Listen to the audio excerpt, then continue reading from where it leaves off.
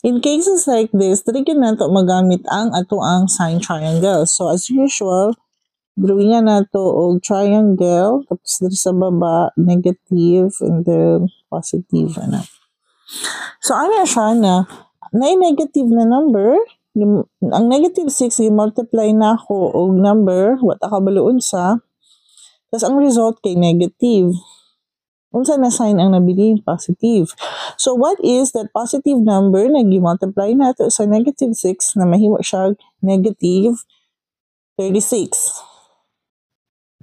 Okay, very good. Positive 6. Susulat lang nato 6. Next is ang wala ta kabalo sa sign pero another negative 9. Gi-multiply nato og number, ang answer kay positive 81. Unsa na sign ang nabilin? Negative. So, negative ni nga number.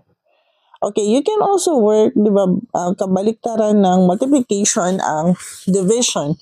So, 81 divided by 9 is? Okay, 9. Let's double check. Negative 9 times negative 9 equals positive 81. Okay, next. We have negative 4. You multiply sa negative 7. So, the result will be positive. 4 times 7 equals 28. Next. Okay. Negative 14. Tapos, positive 14 na ang answer. So, ang ibig sabihin, ang kanang blank na, ang square is that negative ni siya na number, no? So, pwede ka 14 divided by 14 or unsay mo i-multiply sa 14 para mahimo siyang 14. Okay, very good. 1.